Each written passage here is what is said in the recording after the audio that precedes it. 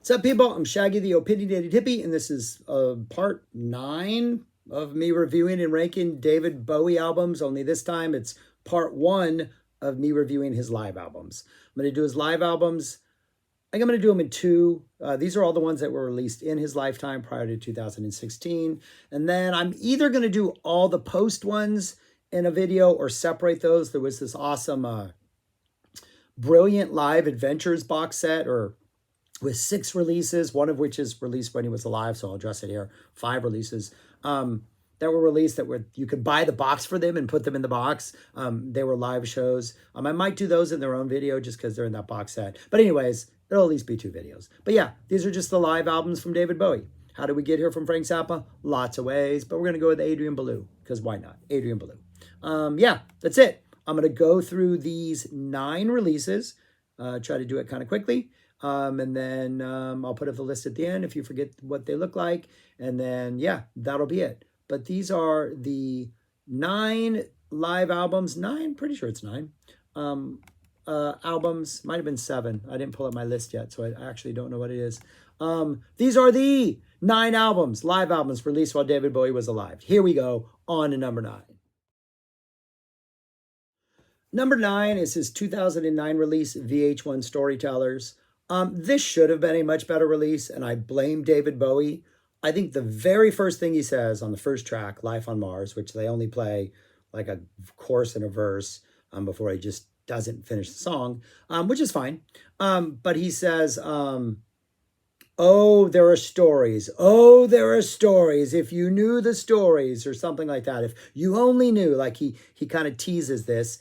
And then over the course of the Storytellers, he doesn't really tell us the juicy stories. Like, there's interesting tidbits about people, and there's kind of some cool stuff in here about why he wrote this song or why he wrote that song. But I don't know. It seems like a lot was left behind, that David Bowie should have produced something much more tantalizing than what this is.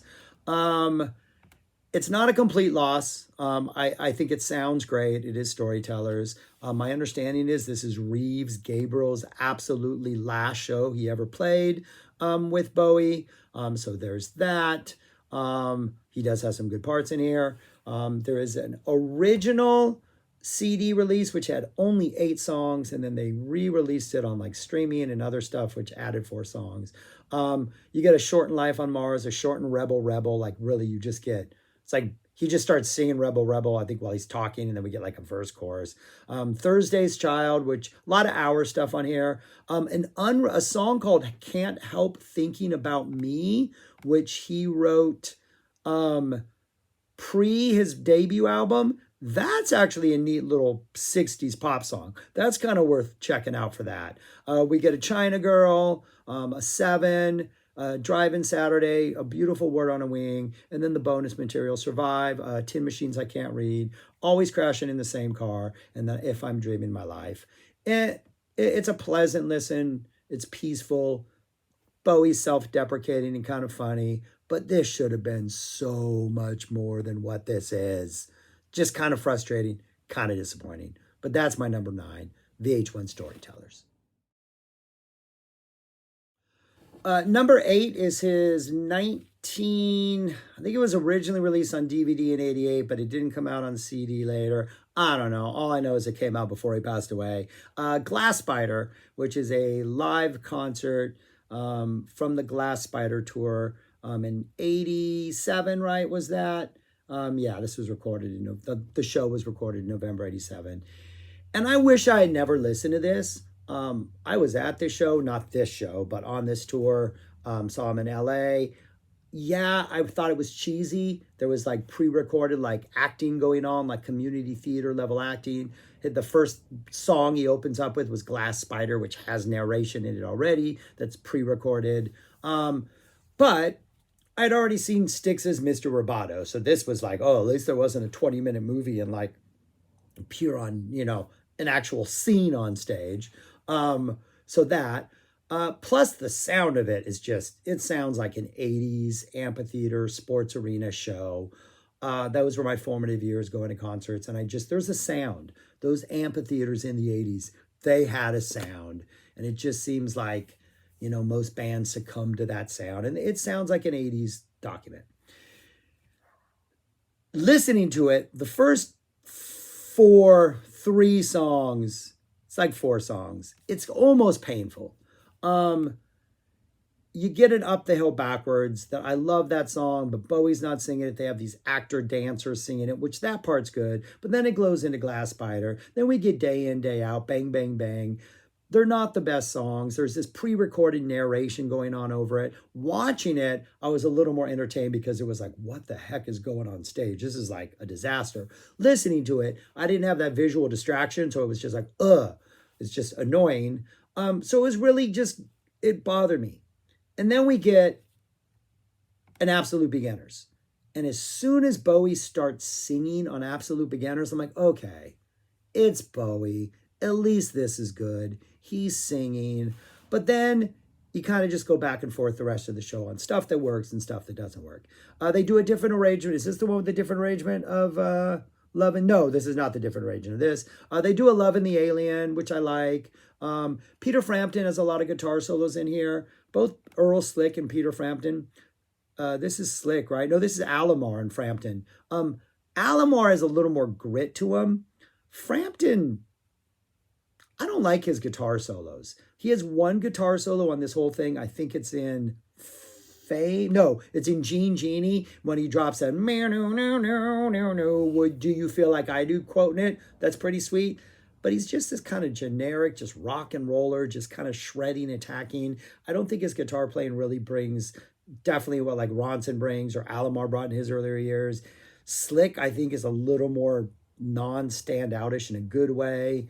I don't know. The guitar playing doesn't really get me. We get some good stuff in here. There's a Fashion. That's pretty nice to hear. The Scary Monsters and Super Creeps works. All the Madmen. That's a good choice. Big Brother is kind of good, but we get some narration during Big Brother. We get a trumpet solo. The trumpet solo didn't work for me. There's just a lot of stuff on this that I just like. It doesn't do it for me. The Young American sounds really good. The Gene Genie has that awesome "Do you feel like we do? Do you like I do?" quote. You know, I like Time. Bowie sounds great. Yeah, I don't know, man. It's a rough 80s show. It's got its moments because it's a David Bowie release, and David Bowie will always be David Bowie. But yeah, it's rough. If you're going to check this out, check out the video on YouTube because at least you get to see the ridiculous stuff that's going on and have that as a distraction while you're not trying to pay attention to these horrible 80s sounding music. But yeah, easily my number 8, Glass Spider, the Glass Spider Tour live show document. Number 8. My number 7 is David Bowie's second official live album. This is Stage. It came out in 1978. The shows are, I think, from all 78 shows earlier that year. And I really, really want to like this album. Like, I look at the set list. It's a mix of hero stuff and low stuff, station to station. Like, you get an entire side of, like, Ziggy stuff. But I don't know. There's just something about a lot of the performances. It just leave me kind of just...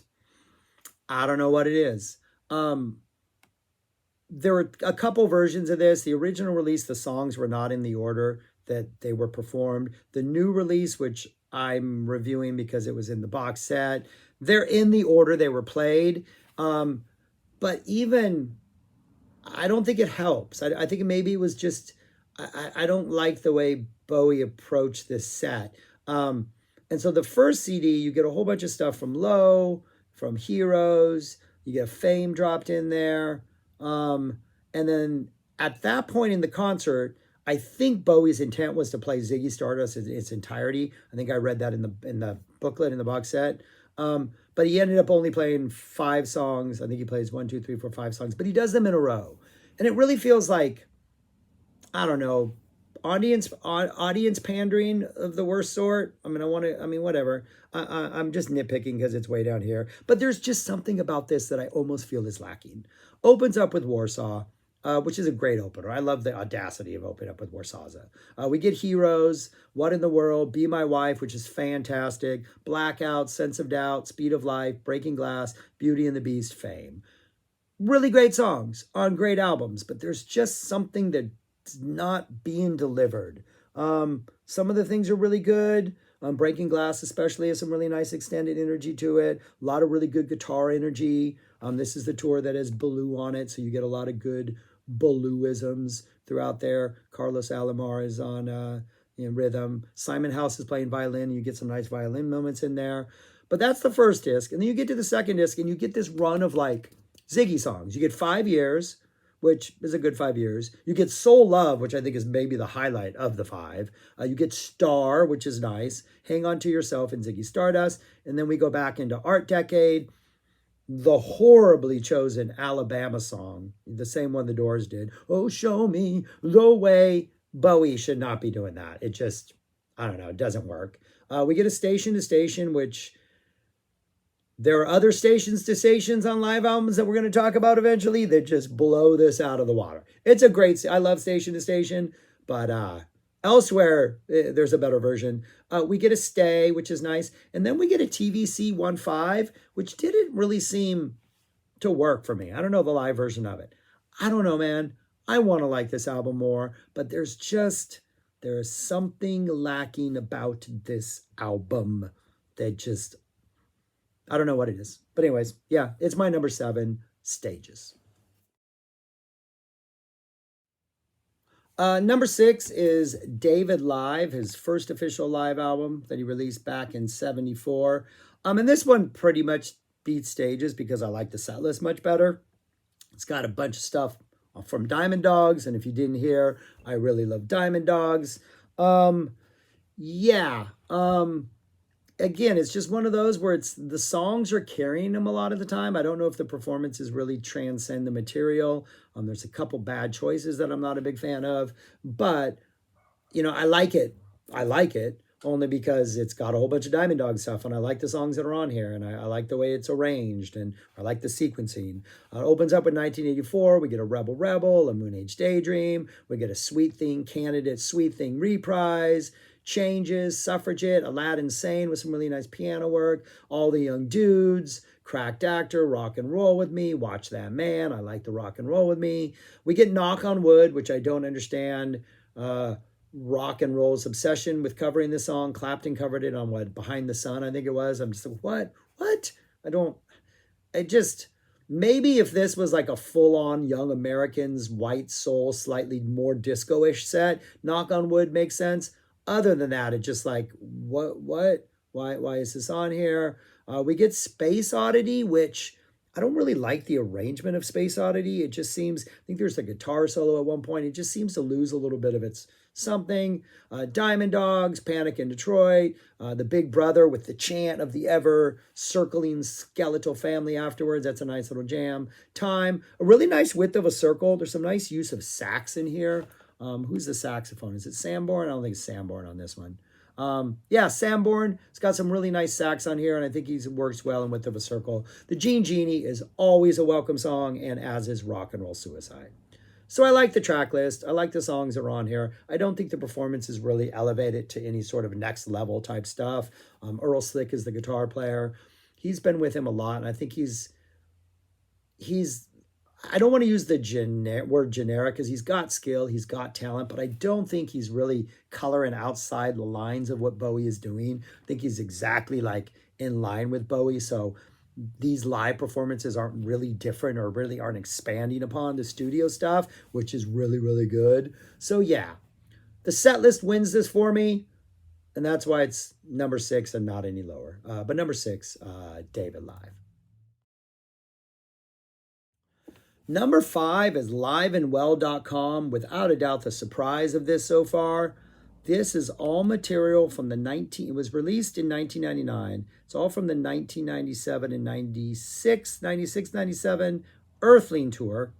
It's only songs from outside in Earthling other than the 2020 re-release, which has one song from Heroes on it, right? But yeah, it's all just outside in Earthling stuff. And it's high techno. It's that in your face sort of hyper techno dance, electronic music type vibe. Many of the songs have just a little more space to breathe. They have a little more muscle live. They just feel like they're more fun. The songs that are picked are perfect. So I think any problems I have with those two albums, like the fact that they're pulling out what I think is some of the best material and just putting it, on one CD and it's all live, is fantastic.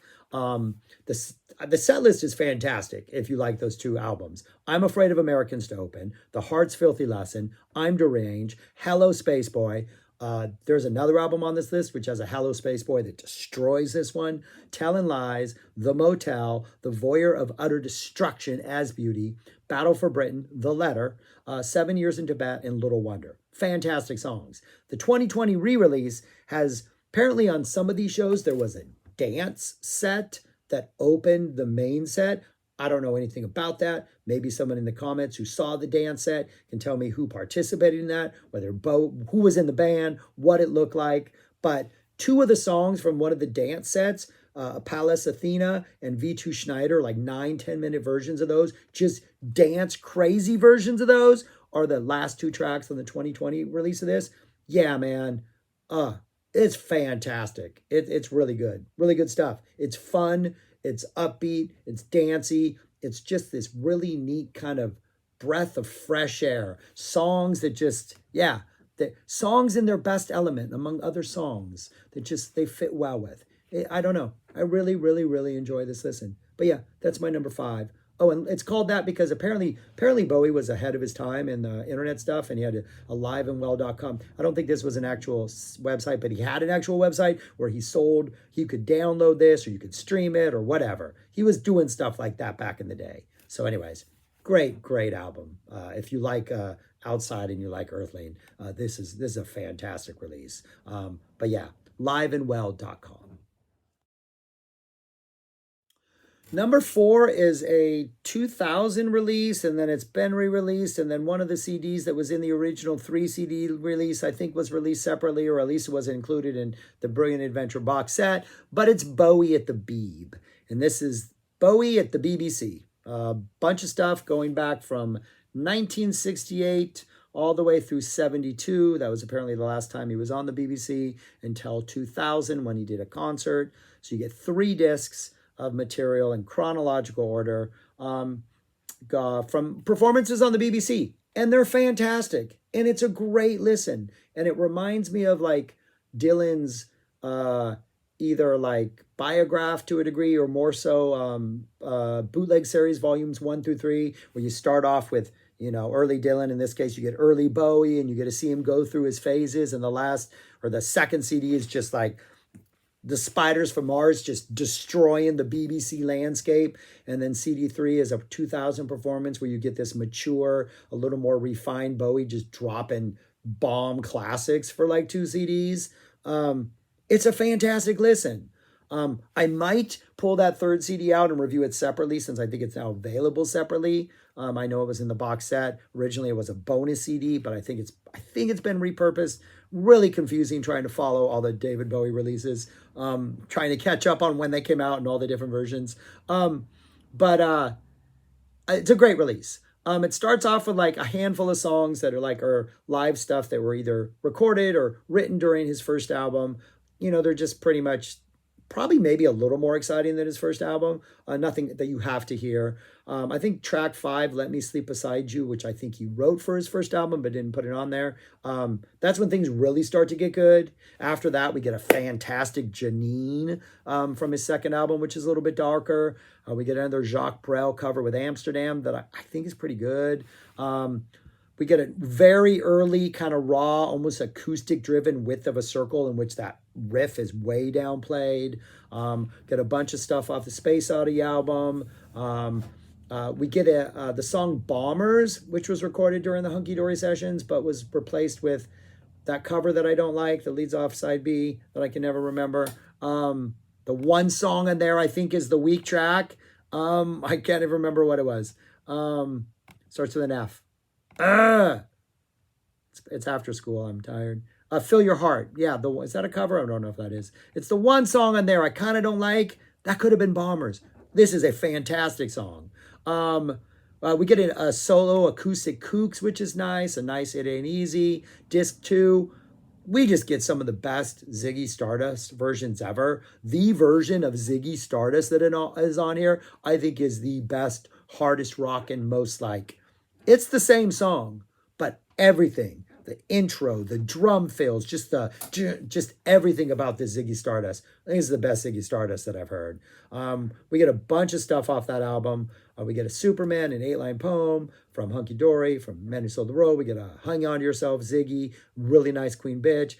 We get an I'm Waiting for the Man and a White Light, White Heat, both of which I don't think Bowie does read well. I've always thought that, yes, they both had issues with drugs, but I think wherever Lou Reed was at when he wrote those songs was a completely different place than where Bowie was at when he sings those songs. Like, their experiences don't seem to match up to me. But the guitar playing and the band and like the energy that the Spiders from Mars are giving these songs kind of save the songs. 5 Years is great. Moon Age Daydream is great. All this stuff has a rawness to it. Like, the band just sounds hungry. Yeah, we get a really nice Space Oddity that's kind of a little more simpler and folky. Oh You Pretty Things, a great Andy Warhol, Lady Stardust. We close out with a Rock and Roll Suicide on disc 2, which can't compare to the one that's going to be later on this list, but it's always nice to hear a Rock and Roll Suicide. And then disc 3 is a performance from June 27th, from 2000, on the Hours tour. So you get a lot of Hours material. And it's a lot of the same songs Bowie's been playing, throughout his years, but they all sound really good. Opens up with a fantastic Wild as the Wind, Ashes to Ashes, 7, This Is Not America, Absolute Beginners, Always Crashing in the Same Car, Survive, Little Wonder. Oh, there's more songs on this. I have the full version. This is not the full version. I'm pretty sure there's other songs on here, what my full version has. But yeah, it's a really good 2 CD set. And at the very end of the set, they play Let's Dance. And he starts it off the first 45, 50 seconds. I'm thinking, oh my gosh, he's done an Eric Clapton Layla and he's taken this song and completely ruined it. It has that unplugged Layla vibe. You're like, wait, this what? This should not be allowed. But then he like drops the Let's Dance beat after like 45 seconds. Almost like he was like, I knew what Clapton did. I'm going to trick you guys. I'm not doing that to Let's Dance. Then we get a solid Let's Dance. Nice Hello Space Boy. Nice I'm Afraid of Americans. It's a good listen. And it sounds fantastic. So yeah, I've talked about this way too much. That's my number 4, Bowie at the Beeb. Number 3 is a reality tour, the album. 2 concerts from Dublin in 2003 were released, sort of compiled into one concert. With the bonus tracks, I'm pretty sure you have every single song played on the 2 nights. Pretty much the set list was the same with different songs, couple songs thrown in different spots. I think with the bonus tracks, you get literally not every song that was played, but not every version that was played, but at least every song of the 2 or of the single performances. It is a 2 CD release. It's the reality tour. So you have Earl Slick on guitar, and I think he's doing what he needs to do, and he's doing it well. You have some absolutely fantastic musicians. The bass and drums on this are absolutely fantastic. But I just think this is one of the most fun. The live energy is good.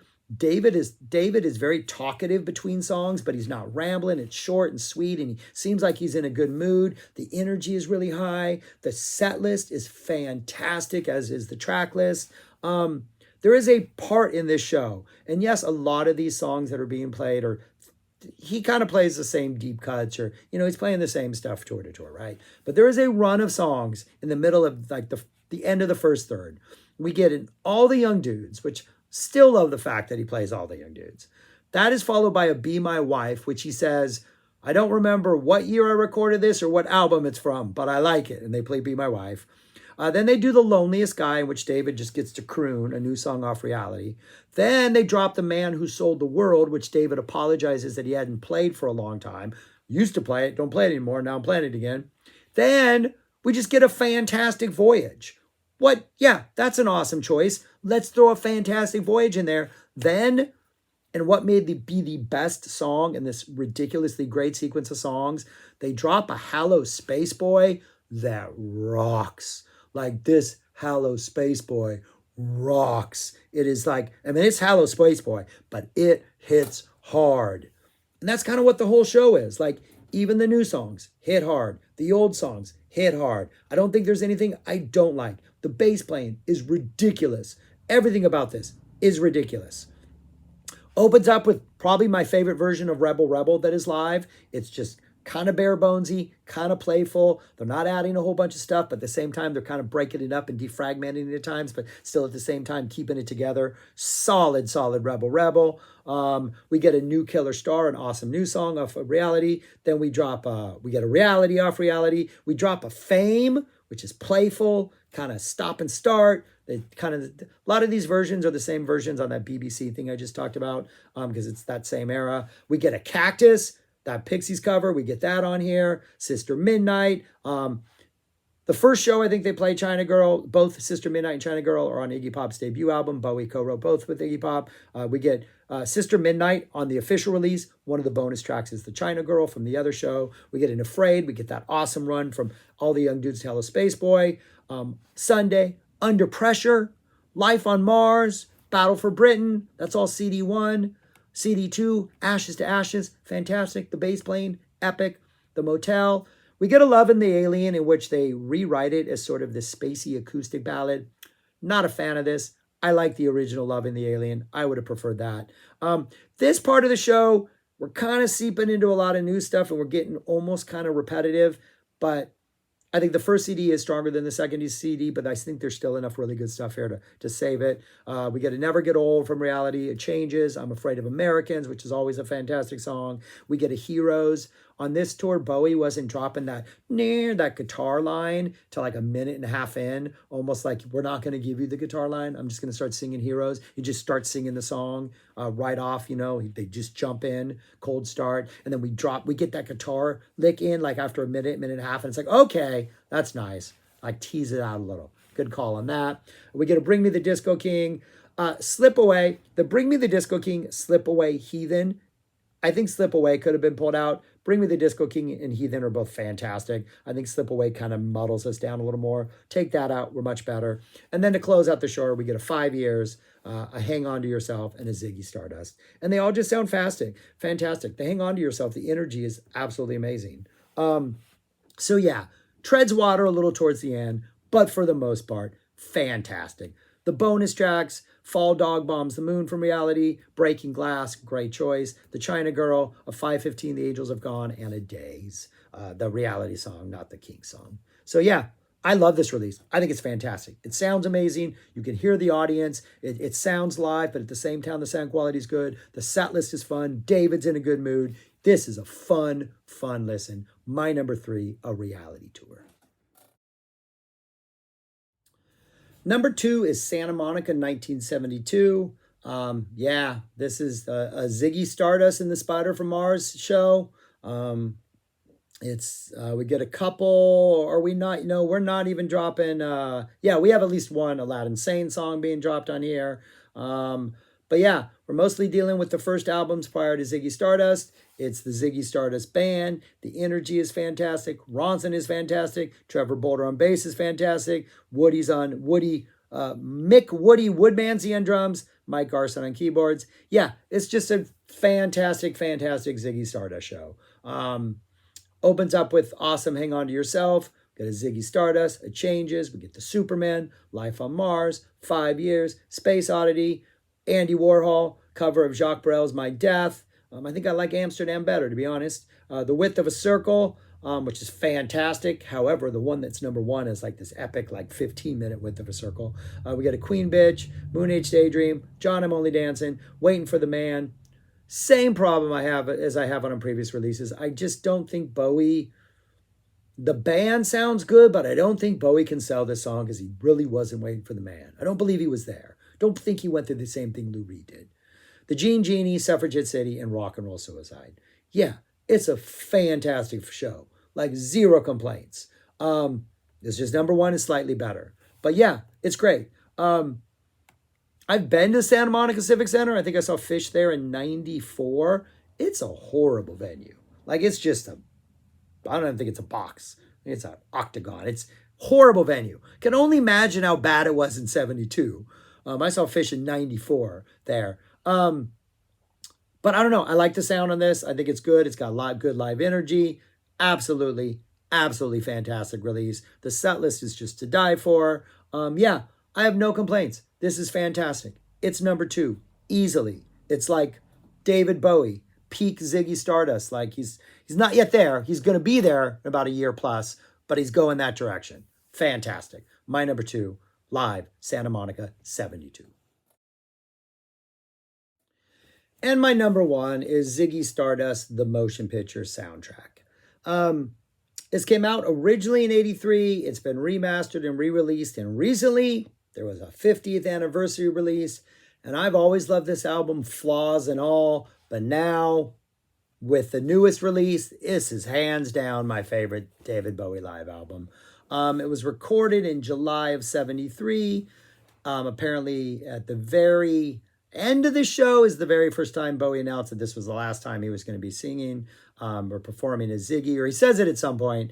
And so the performance, it feels like the end of an era. It has the energy of an end of the era. Mick Ronson is delivering like crazy on this. We got like a 15-minute white light, white heat to just like blow the roof off the place. Like it's just, the energy on this thing is so fantastic. I love the set list. I love the track list. No complaints. And the stuff that was missing is now on the 50th anniversary release. So I think it's all finally here. But it's fantastic. CD1, Hang On to Yourself, Ziggy Stardust, both sound fantastic. We get to watch that man. So now we got some Aladdin Sane tracks seeping into here. Fantastic. Wild-Eyed Boy from Free Cloud. And all the young dudes into Oh You Pretty Things. Great choices. Moon Age Daydream. Pretty awesome Moon Age Daydream right here. Pretty nice. We get a Changes, a Space Oddity cover of Jacques Brel's My Death. Second CD, we get a Cracked Actor. Still surprised that this song is as popular as it is in through all of his years. Love the fact that David loves it as much as he does and always plays it. We get a Time, always up for David crooning a Time. We get The Width of a Circle that is like the width of like 19 circles. This thing is huge. It's epic. It's just absolutely amazing. It's just, yeah, it's phenomenal. We get, it's a full like 15 minutes long. It's just absolutely beautiful. Yeah, almost 16 minutes long. We get a Let's Spend the Night Together. Again, with the covers and the bad choices, but I don't know. It works here for some reason. Still, I prefer not having it. White Light, White Heat. Oh, Suffragette City, White Light, White Heat. Jeff Beck comes out and they do the Gene Genie, a little Love Me Do quote in there, back in the Gene Genie. We get Around and Around with Jeff Beck still around. And then we get The Rock and Roll Suicide to end all rock and roll suicides. Drop that mic, Ziggy, and walk off the stage and don't ever come back. Yeah. It's an important performance. It's an epic performance. It's an enjoyable performance. It's a fun performance. Yeah. This is rock and roll, baby. And if this is suicide, then it's suicide. Whatever he said. But yeah, this is my favorite Bowie album. I love it. Yeah, especially that new 50th anniversary edition. It just got better. My number 1, Ziggy Stardust, the motion picture soundtrack. So that is what the list looks like for my ranking of these first 9 David Bowie albums, the ones released during his lifetime. Yeah, I mean, they're all... I mean, really, I think the top 5 are fantastic. I think 6 and 7 should be better than they are. They have fantastic set lists. David live and stage are just maybe just disappointments. They could have been more. I think those flaws, these tours are documented well elsewhere. So we'll eventually get to talk about these tours with a little more high energy releases. Glass Spider is just an 80s hot mess. And VH1 Storytellers should have been better. There should have been more. David, you know you have more. You know you had more stories to tell. Should have told him. But anyways, yeah, that's what I got. That's what I think. Thanks for watching. Let me know your favorite. Let me know why I should give something a chance. I think they're all enjoyable. Like I still listen to all of these at times because they all have something to offer. But you know, if you had to rank them, that's how I rank them. That's all I got. All right. Thanks for watching. Subscribe, like, share, and go listen to Ziggy Stardust and the Spiders from Mars, the motion picture, the 50th anniversary release. Yeah, people, do that. It's great. That's all I got. Peace. Thanks for watching.